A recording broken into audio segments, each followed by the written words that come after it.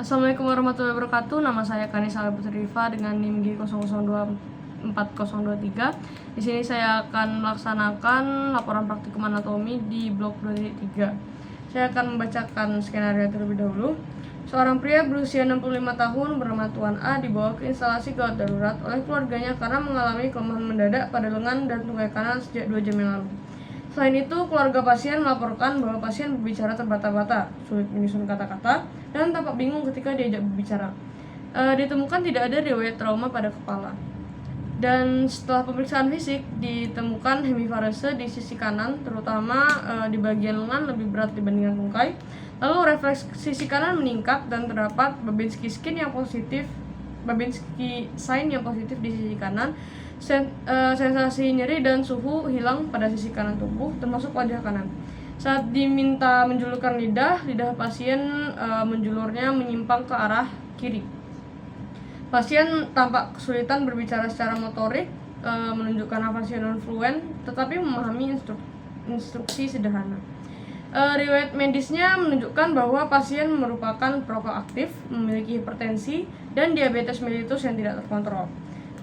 Dilakukan CT scan dan terdapat infark iskemik pada lobus frontalis dan parietalis yang kiri, terutama di korteks motorik dan sensorik primer. Terdapat pula iskemia parsial pada pons kiri.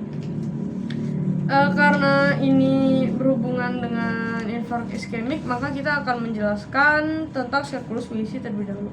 Jadi sirkulus Willisi itu adalah vaskularisasi utama dari otak, yang terdiri dari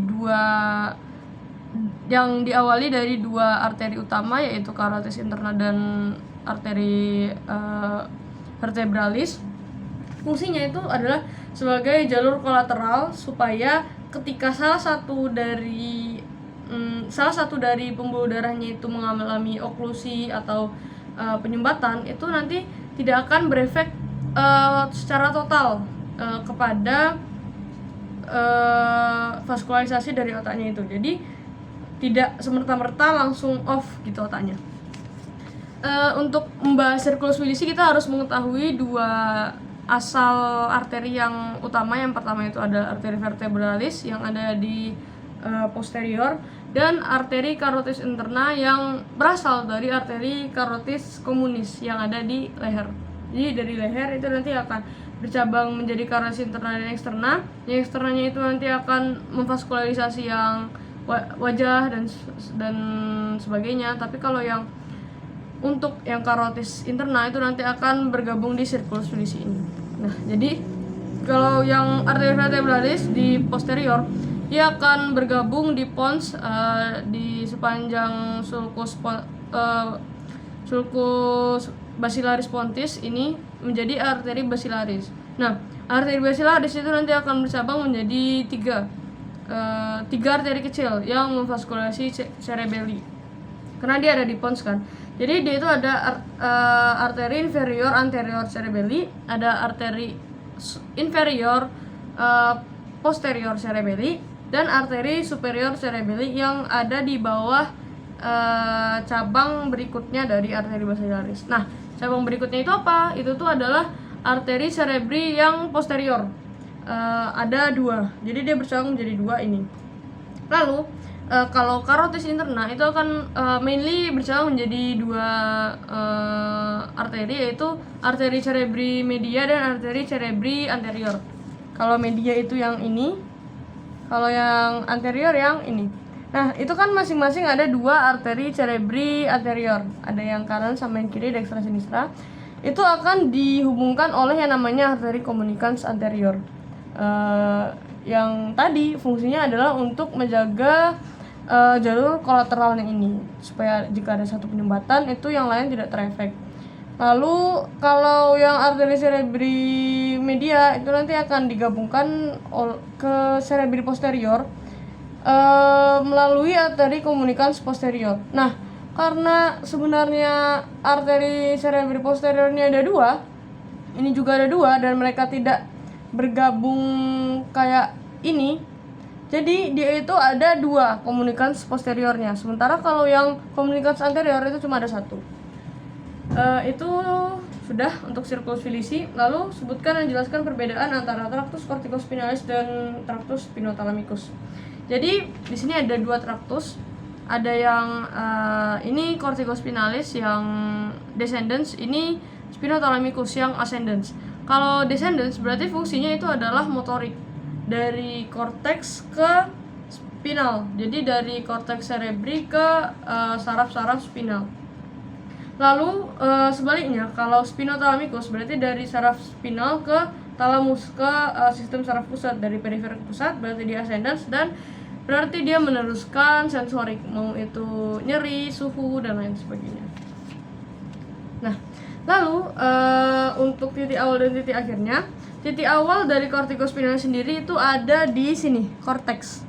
Terutama korteksnya itu adalah korteks dari area Brodmann 4 di gyrus precentralis. Sementara kalau untuk yang spinothalamicus awalnya berarti adalah saraf perifer itu sendiri, sistem sensorik dari kulit. Lalu nanti dia akan naik ke medula spinalis di sini. Nah, untuk akhirnya itu adalah medula. Kalau yang corticospinalis itu adalah di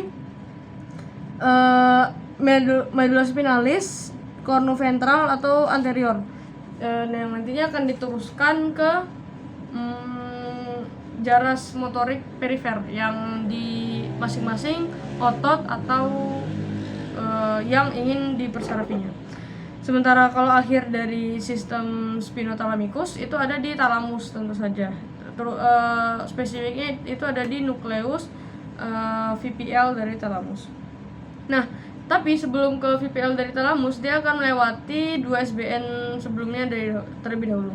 Jadi ada SBN 1 yaitu ganglion radix posterior, dan SBN 2 itu tergantung. Ada yang di substantia gelatinosa atau di medula oblongata, di nukleus gracilis atau cutaneus. Nah, kalau gracilis itu tuh kebanyakan adalah yang dari ekstremitas bawah, sementara kalau yang cutaneus itu yang ekstremitas atas.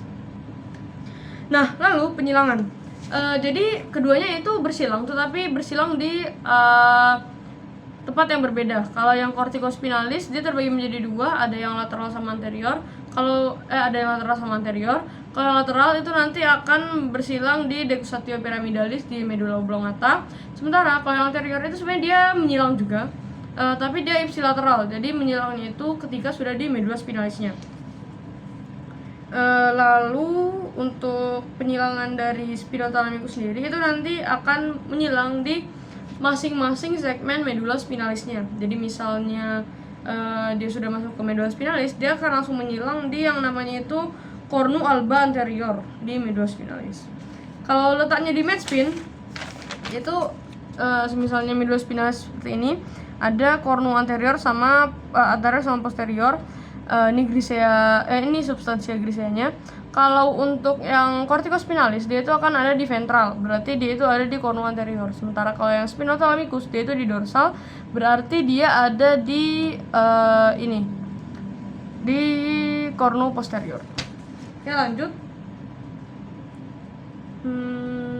Sebutkan pembagian truncus cerebri atau batang otak dan minimal 2 struktur penting dari masing-masingnya. Nah, jadi truncus cerebri itu sebenarnya dibagi menjadi 4, menjadi 3. Ada mesencephalon, pons, dan medula oblongata.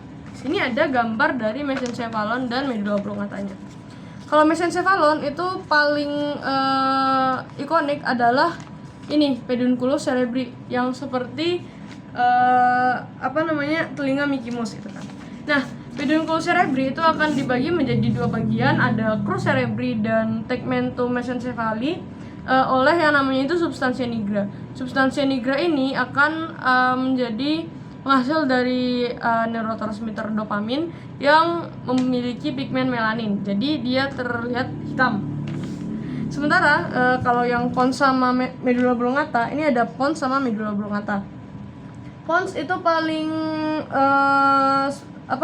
paling kelihatan adalah sulcus basilaris pontis yang nantinya akan dilewati dari arteri basilaris yang nantinya menjadi sirkulus vilisi yang kita bahas tadi. Lalu pons ini juga merupakan awal dari banyak nervus cranialis. Yang pertama itu ada nervus 5 yang paling besar, jadi ini pons paling besar di sini nervus 5. Lalu di sini itu nanti ada nervus 6, 7 sama 8. Nervus 7 sama 8 itu nanti ada di angulus dari cerebropontis atau pontocerebralis. Pontocerebralis. Nah, sementara kalau di medula oblongata itu dia ada penonjolan-penonjolan ini kan. Jadi kalau yang ini itu namanya penonjolan piramidis. Sementara kalau yang di lateral itu namanya penonjolan oliva. Nah, dia juga menjadi awal dari beberapa nervus cranialis. Spesifiknya itu adalah kalau yang posterior itu ada nervus 9, 10, 11. Kalau yang anterior itu ada nervus 12. Lalu dia juga merupakan tempat dari dua nukleus yang tadi sudah disebutkan juga di Spinothalamicus. Itu ada nukleus cutaneus dan gracilis. Kalau yang cutaneus itu di atas, ekstremitas atas maksudnya, sementara kalau fasciculus gracilis itu yang ekstremitas bawah. Lalu jelaskan asal-usul nukleus dan fungsi dari 3 nervus cranialis motorik murni. Nah, jadi kalau asal-usulnya kita pasti akan ke embriologi. Embriologi dari seluruh sistem saraf, mau yang pusat mau yang perifer, adalah ini awalnya. Jadi ada yang dinamakan neural plate border, sama ectoderm. Kita tahu semuanya kalau ectoderm itu nanti akan menjadi ini epidermis dan kulit-kulit lainnya. Sementara kalau neural plate itu nanti akan melipat begini. Misalnya ini neural plate. Lalu di sini ada bordernya kan.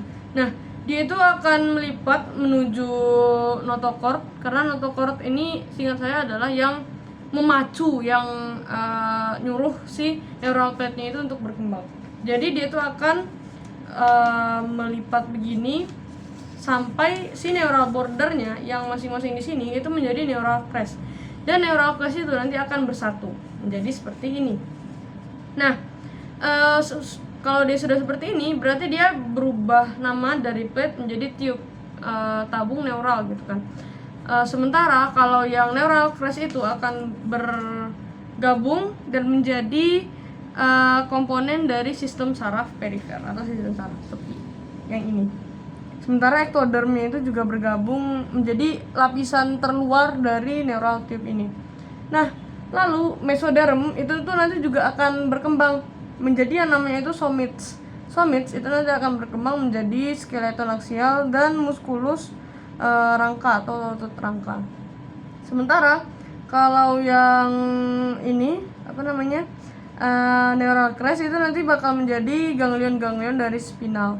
Lalu neural tube ini yang nanti akan menjadi bakal calon sistem saraf pusat, yang nantinya akan menjadi awal dari nukleusnya. Nah, selain itu akan ada yang namanya notochord tadi, yang dari awal kayak nyuruh gitu. Dia akan terdegenerasi dan menjadi nukleus pulposus dari discus intervertebralis. Lalu ada ini fungsi dari 3 nervus cranialis motorik murni. Di sini saya mengambil nervus penggerak musculus extraocular dari mata. Ada nervus 3 oculomotorius, nervus 4 trochlearis, sama nervus 6 abducens. Jadi semisal ini kan nervusnya, ini nervus yang menginervasi motorik dari musculus musculus extraocularis. Nah, semisal dia terjadi lesi, kalau nervus 3 itu akan terjadi kortikobulbar dan terjadi gangguan dari gerak mata, karena kalau nervus 2 itu menginervasi kebanyakan dari musculus extraocular mata. Jadi dia juga akan ada kelainan dari FOR atau vestibula ocular reflex. Itu kalau kena di upper motor neuronnya. Kalau yang kena itu di lower motor neuron akan terjadi ptosis dan kehilangan akomodasi. Juga bisa terjadi diplopia. Nah, kalau yang nervus 4 atau trochlearis itu akan menghasilkan gangguan mata volunter dan ada diplopia yang vertikal, jadi tidak bisa gini. Kenapa? Karena dia akan memvaskularisasi dari musculus oblique superiorus. Nah, jadi kalau yang kenanya di lower motor neuron, yang paralysis adalah musculus oblique superiorusnya tentu saja, dan itu menjadikan kita sulit membaca karena kalau oblique superiorus itu tuh kan fungsinya untuk melihat ke bawah, kayak ke samping bawah gini kan, dan tidak bisa, kesulitan turun tangga karena sulit melihat ke bawah. Sementara kalau untuk nervus abducens itu akan terjadi gangguan konjungsi mata dan diplopia horizontal. Karena kalau seperti yang kita tahu untuk abducens itu memvaskularisasi dari musculus rectus lateralis. Nah, itu kan kalau di upper motor neuronnya. Kalau di lower motor neuron itu tuh nanti akan terjadi paralisis dari rectus lateralis dan posisi matanya itu aduksi, jadi kayak juling gitu. Lalu jelaskan fungsi dan lokasi dari Brodmann area berikut ini. Yang pertama itu adalah area 4 yang berada di gyrus presentralis dari dari lobus frontal ini. Fungsinya itu adalah motor primer, jadi area motorik primer. Fungsinya berarti motorik gitu. Sementara kalau yang area 1, 2, 3 itu adalah somatosensorik primer yang merasakan. Perbedaannya sama sekunder, karena kalau sekunder itu adalah asosiasi. Kalau 1, 2, 3 itu terletak di gyrus postcentralis, di lobus parietalis. Oh iya, di sini ada anterior sama posterior nih. Ini anterior, ini posterior. Kenapa kita tahu? Karena ada ini. Nah, lalu ada area 44 dan 45 yaitu area Broca, yaitu area berbicara motorik. Jadi saya berbicara seperti ini itu memakai area Broca. Karena dia itu ada di depan dari sulcus centralis, kita bisa lihat ini sulcus centralis, maka dia termasuk dari lobus frontal. Sementara kalau area 22 itu sebenarnya adalah tidak termasuk Wernicke, karena kalau Wernicke itu gabungan dari 22 dan 4142 dan 3940. Sementara kalau hanya 22 saja itu adalah auditory sekunder. Jadi itu tuh untuk asosiasi dari auditoris. Nah, lalu kita akan menjelaskan tentang ini. Mengapa oklusi pada arteri cerebri media lebih sering menyebabkan kelumpuhan pada wajah dan lengan dibandingkan tungkai? Nah, jadi kita tahu bahwa circulus villisi itu kan tadi memiliki beberapa arteri yang memvaskularisasi bagian berbeda dari otak. Jadi kita bisa lihat ini arteri cerebri media yang warna ungu itu akan memvaskularisasi sisi otak yang di lateral justru. Walaupun namanya dia cerebri medial, itu tuh nanti akan memvaskularisasi yang lateral, yang di samping. Nah, itu akan berhubungan dengan yang namanya homunculus atau pembagian pembagian kontrol dari otak kita dari medial ke lateral. Nah, itu ada dua sebenarnya, ada yang somatosensori sama yang somatomotoris. Tidak terlalu beda ya sebenarnya. Perbedaannya itu ada di genital doang. Jadi kalau di genital itu tuh di somatosensori ada yang paling bawah di medial. Nah, kenapa dia misalnya oklusinya di cerebri media itu lebih ke wajah dan lengan daripada tungkai? Ini kan tadi kita tahu bahwa cerebri media itu mengaktifkan memvaskularisasi yang lateral. Maka di sini kita lihat juga yang lateral. Karena kalau yang medial itu tuh berarti masih divaskularisasi oleh arteri cerebri anterior. Nah, di sini kan ada petanya yang mana yang wajah dan lengan dan mana yang tungkai. Wajah dan lengan itu lebih ke lateral, sehingga kalau misalnya ada suatu kesalahan di lateral, yang kena adalah wajah dan lengan, bukan yang tungkai terutama gitu. Walaupun yang tungkai juga bisa kena karena suplai darahnya pasti akan menurun. Nah, lalu kalau gitu gimana sih kompensasi vaskular yang terjadi jika terdapat oklusi pada arteri karotis interna kiri? Kita kembali ke preparat yang ini. ada oklusi di arteri karotis interna kiri. Nah. Berarti ini kan karotis interna kiri seret gitu. Ini dia udah gak ada. Jadi dari mana si cerebri media dan cerebri anterior kiri ini bisa mendapatkan darah? Sedangkan kalau utamanya dia tuh kan dapat darahnya dari karotis interna yang kiri. Nah, caranya dia bisa dapat darah dari ini, dari karotis interna yang kanan, karena darah dari karotis interna yang kanan itu nanti akan masuk ke ini, ke arteri cerebri anterior yang kanan, lalu masuk jembatan lah, masuk jembatan dari arteri komunikans anterior, lalu nanti akan terdapat sampai ke arteri cerebri yang anterior ini. Nah, dari cerebri anterior itu nanti akan ke cerebri media. Nah, dia juga bisa dapat dari yang arteri cerebri posterior yang asalnya dari arteri vertebralis kan. Nah, dia tuh bisa naik terus sampai sini dari arteri komunikans posterior, dia naik sampai ke arteri cerebri media juga dan arteri cerebri anterior. Jadi, walaupun ada salah satu arteri yang oklusi atau tersumbat, itu tuh nanti tetap akan ada arteri lain yang nge-backup gitu.